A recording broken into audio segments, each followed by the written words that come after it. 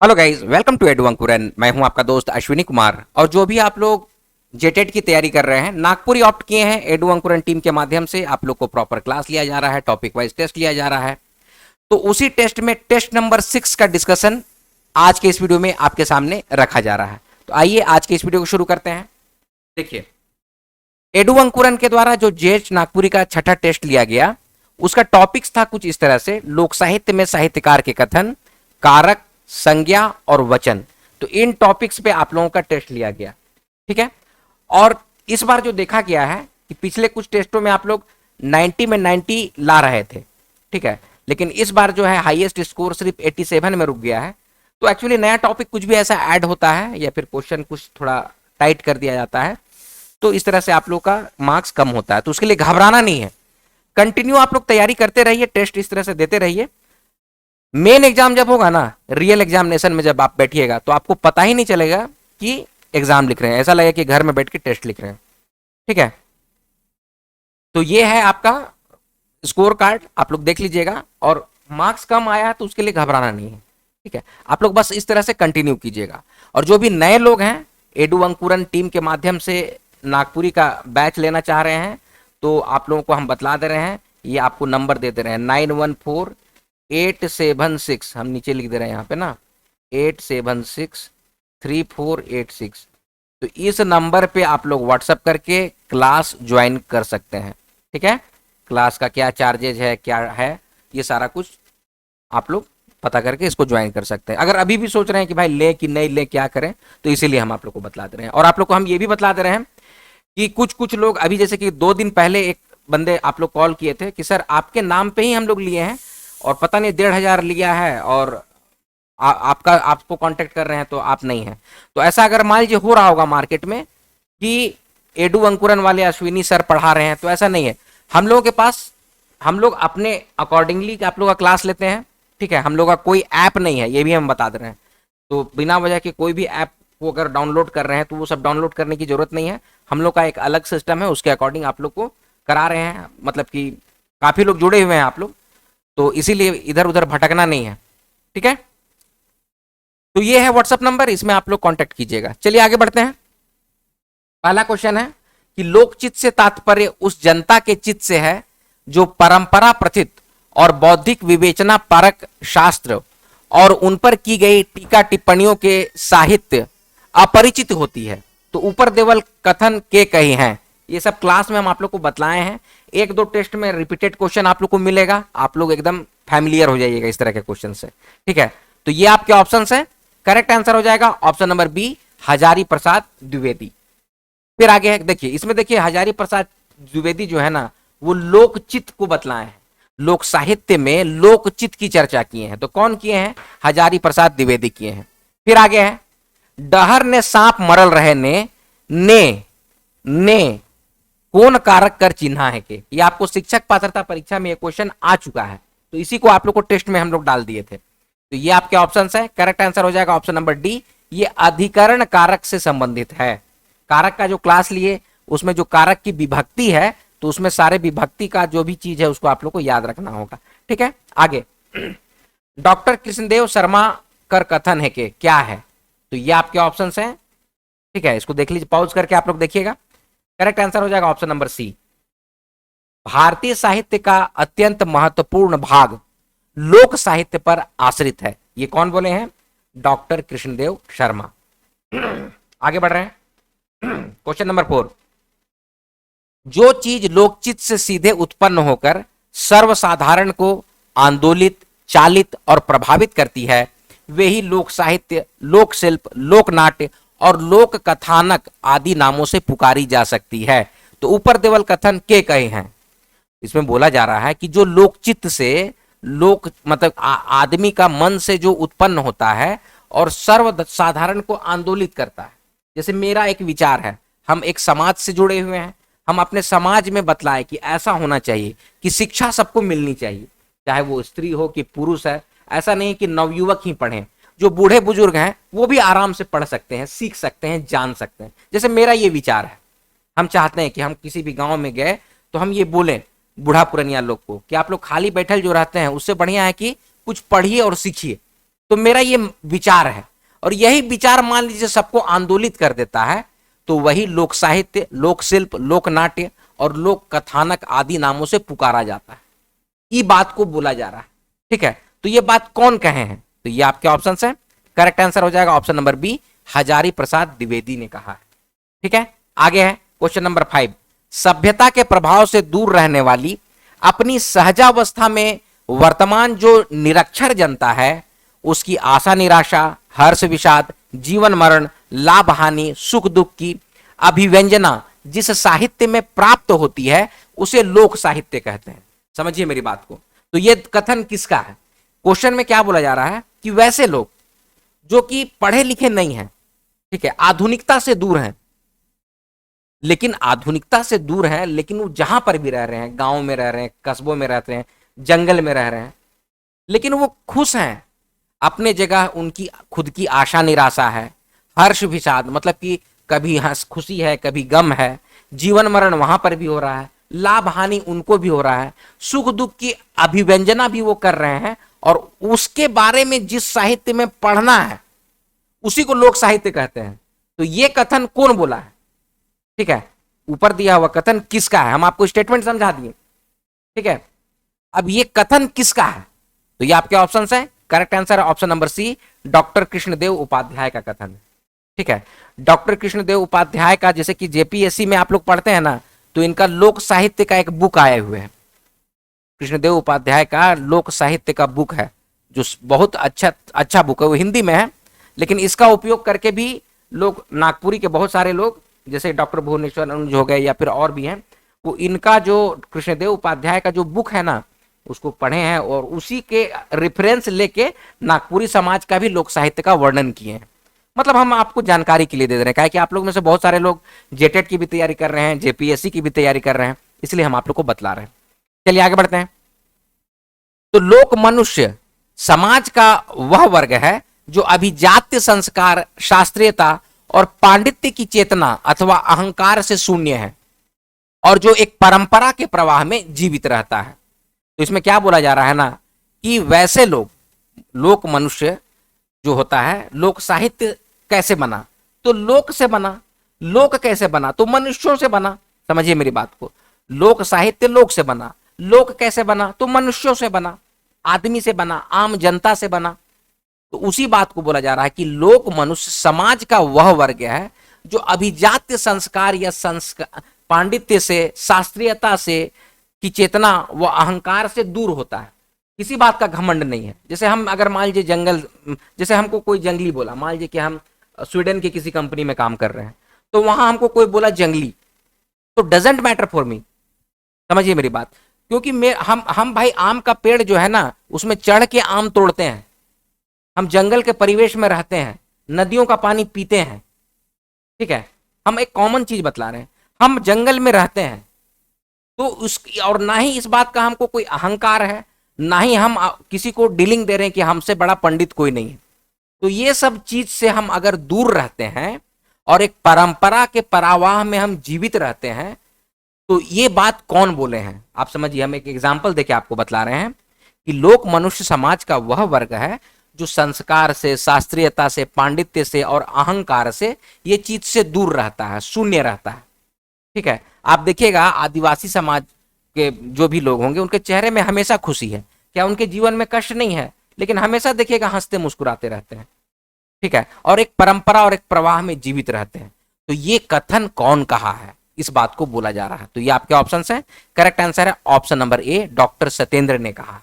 ठीक है, आगे बढ़ रहे हैं। डॉक्टर सत्येंद्र के वाणीगत अभिव्यक्ति मान है क्या? वाणीगत अभिव्यक्ति मतलब कि वाणी से, मतलब कि अपना बोली से अपने आप को प्रकट करते हैं। जो अभिव्यक्ति मतलब अपना बोली से, वाणीगत अभिव्यक्ति, इसका मतलब वाणीगत अभिव्यक्ति। देखिए बार बार रिपीट इसीलिए करते हैं समझाने के लिए। बहुत सारे लोग बोलते हैं कि एक के बात को बोल रहे हैं, इसीलिए करते हैं कि आप लोग को समझ में आ जाए, तो रटना ना पड़े। जैसे कि यहां पर दे दिया हम वाणीगत अभिव्यक्ति, अब आपको समझ में नहीं आएगा कि वाणीगत अभिव्यक्ति है क्या। वाणीगत मतलब कि अपनी बोली से अपने आप को प्रकट करना, तो उसी को बोला जाता है वाणीगत अभिव्यक्ति। अपने विचारों को कन्वे करना, अपने विचारों को एक से दूसरे जगह पे कन्वे करना। किसके माध्यम से? तो बोली के माध्यम से, बोलचाल के माध्यम से। ठीक है, तो डॉक्टर सत्येंद्र किसको वाणीगत अभिव्यक्ति माने हैं? तो ये आपके ऑप्शन है। करेक्ट आंसर हो जाएगा लोक साहित्य को। लोक साहित्य को वाणीगत अभिव्यक्ति माने जो बोले उसी को पढ़े, उसी को सीखे, उसी को समझे, तो वही लोक साहित्य है, वाणीगत अभिव्यक्ति है। उसको कौन बोले हैं? डॉक्टर सत्येंद्र बोले हैं। ठीक है, आगे। क, कर, केर कौन कारक कर चिन्हा है के? नगरपालिका और उत्पाद सिपाही में ये क्वेश्चन आ चुका है। ये आपके ऑप्शन है। करेक्ट आंसर हो जाएगा ऑप्शन नंबर बी, संबंध कारक से संबंधित है। आगे बढ़ते हैं। डॉक्टर सत्येंद्र ने रसन फोकलोर नामक पुस्तक में प्रयुक्त संस्कृति शब्द के स्थान पर कौन शब्द कर प्रयोग कर हैं? ये आपके ऑप्शन है। करेक्ट आंसर हो जाएगा ऑप्शन नंबर बी, मानस शब्द का प्रयोग किए हैं। ठीक है, आगे बढ़ रहे हैं। वाक्य में क्रिया करक वाला के कहल जाएला। कोई भी वाक्य है उसमें क्रिया, क्रिया मतलब कि जो काम को कर रहा है, तो जो काम को कर रहा है उसको क्या बोला जा रहा है? क्वेश्चन ये है। तो ये आपके ऑप्शन है। करेक्ट आंसर हो जाएगा ऑप्शन नंबर बी, कर्ता बोलते हैं। वाक्य में जो क्रिया को करता है उसे कर्ता कहते हैं। जैसे एक एग्जांपल से भी, जैसे रमदू आम खायला, एक क्वेश्चन है, तो रमदू क्या है? रमदू एक संज्ञा है, आम खा रहा है, खाना क्या है? खायला। खायला एक क्रिया है। खायला क्या है? वो क्रिया है। तो क्रिया को जो कर रहा है, तो कौन कर रहा है? खाने का काम यहां पर कौन कर रहा है? तो रमदू कर रहा है। तो रमदू क्या है? तो रमदू जो है वो करता है। ठीक है, तो जो क्रिया का निष्पादन करता है, एग्जीक्यूशन करता है, क्रिया करता है, उसी को कर्ता कहते हैं। ठीक है, चलिए आगे बढ़ते हैं। ग्राम शब्द के लिए जन शब्द का प्रयोग किसने किया है? ये आपके ऑप्शन है। करेक्ट आंसर हो जाएगा option number A, doctor Motichand ने किया है। ग्राम के लिए जन शब्द का प्रयोग मोतीचंद ने किया है। ठीक है, आगे। लोक साहित्य को ग्राम साहित्य किसने माना है? ये आपके ऑप्शन है। करेक्ट आंसर है option number B, Pandit Ram Naresh Tripathi. तो राम ने ग्राम का प्रयोग किया है, राम ने ग्राम का प्रयोग किया है। राम नरेश त्रिपाठी ग्राम साहित्य माना है। इसको याद करने का तरीका है एक तरह से, ग्राम राम। ठीक है, आगे बढ़ते हैं। कोनो वाक्य ने संज्ञा और सर्वनाम के क्रिया से जोड़े वाला व्याकरणिक पद के का कहना? क्वेश्चन समझिए, कोई भी वाक्य है उसमें संज्ञा और सर्वनाम जो है उसको क्रिया से जोड़ रहा है, तो वो क्रिया से जोड़ने वाला व्याकरणिक पद को या व्याकरणिक इकाई को क्या कहते हैं? तो ये आपके ऑप्शन है। करेक्ट आंसर हो जाएगा ऑप्शन नंबर सी, उसको कारक कहते हैं। ठीक है, एक एग्जांपल से समझें, जैसे कि एडू अंकुरन चैनल से नागपुरी पढ़ोना।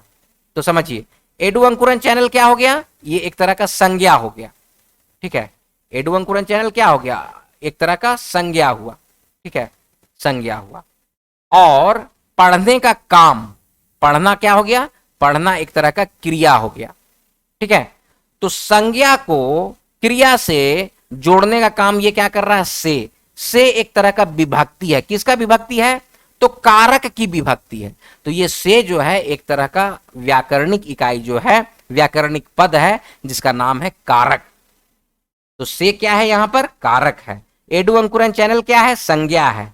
पढ़ोना क्या है? क्रिया है। तो संज्ञा को क्रिया से जोड़ने का काम कौन कर रहा है? कारक कर रहा है। कॉन्सेप्ट क्लियर है? चलिए आगे बढ़ रहे हैं।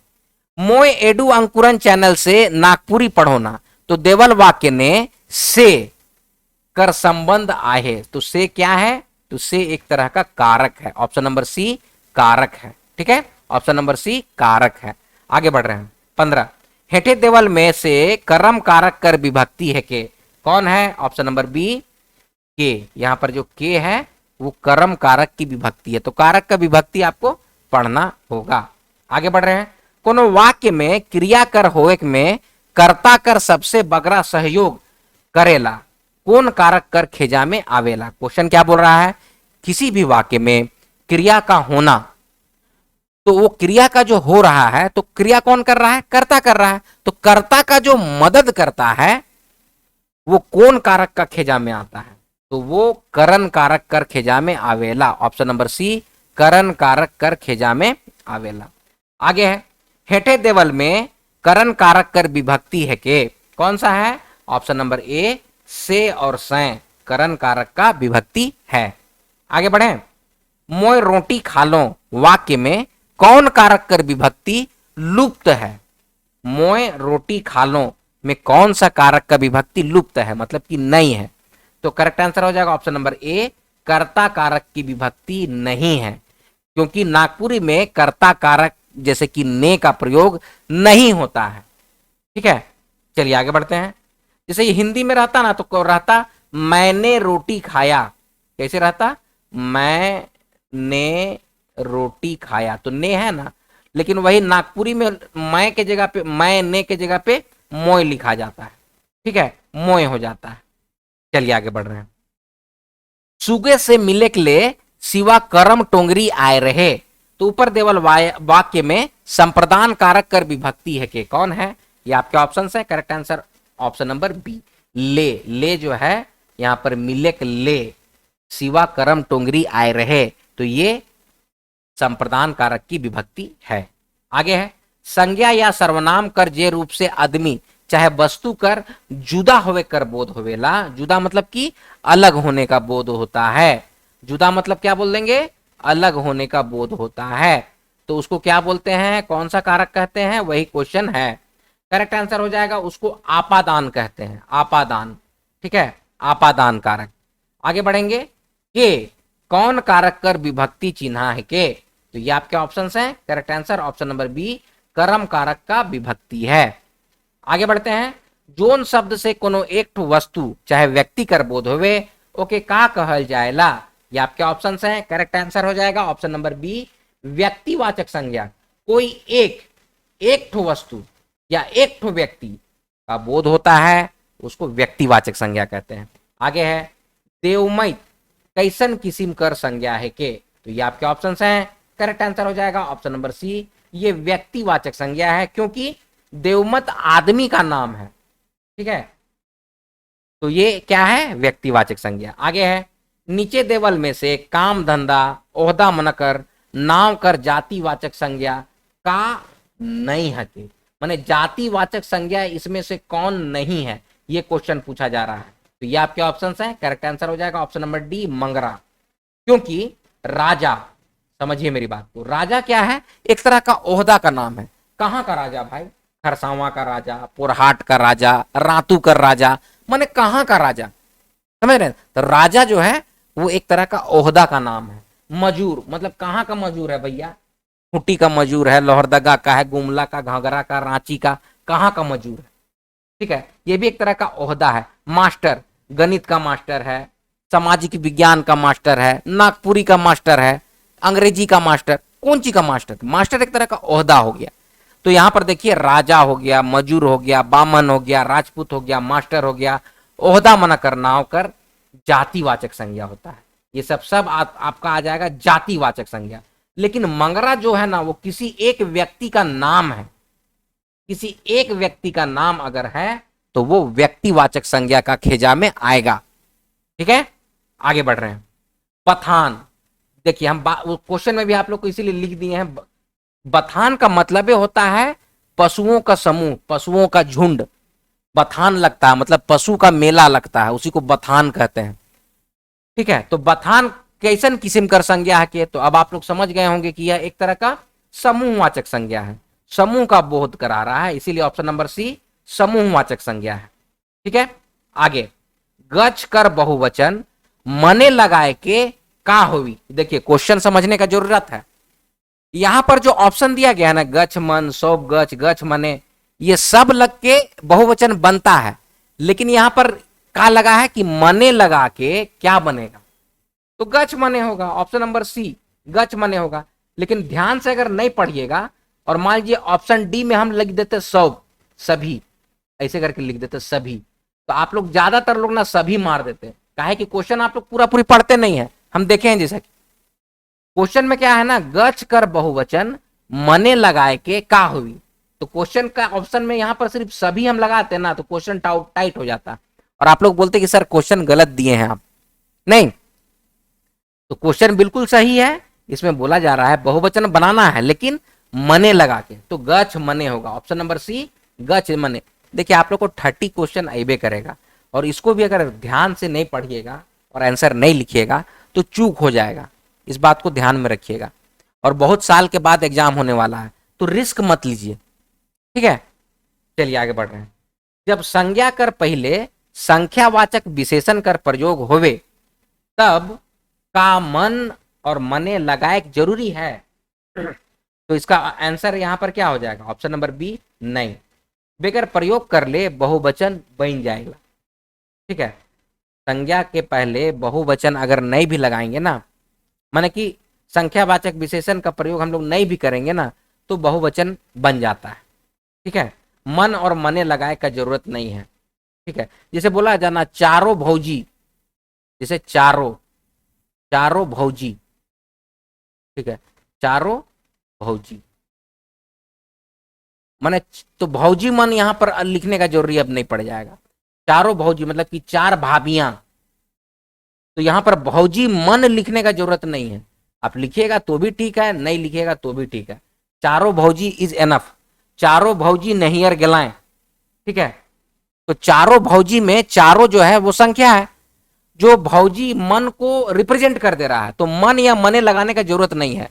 क्वेश्चन जो पूछा जा रहा है उसको हम समझा रहे हैं कि संख्यावाचक विशेषण आपको चारों जब लग गया है तो मन या मने लगाने का जरूरत नहीं है, ठीक है। आगे बढ़े, चलिए आगे बढ़ते हैं। मने प्रत्यय लगाए के बहुवचन बनाए कर सही उदाहरण कौन है के?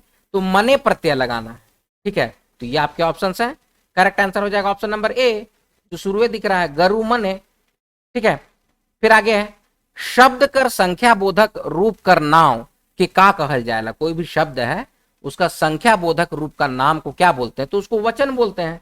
ऑप्शन नंबर बी, कोई भी शब्द के आगे अगर एगो है कि बहुत है, ठीक है, एक वचन है कि बहुवचन है, तो संख्या बोधक का रूप अगर लग जाता है तो वो वचन हो जाता है, ठीक है, वचन हो जाता है। आगे है रिजू टांगा से गज काटेला में टांगा से कौन कारक है के? कौन सा कारक है? टांगा कौन सा कारक है?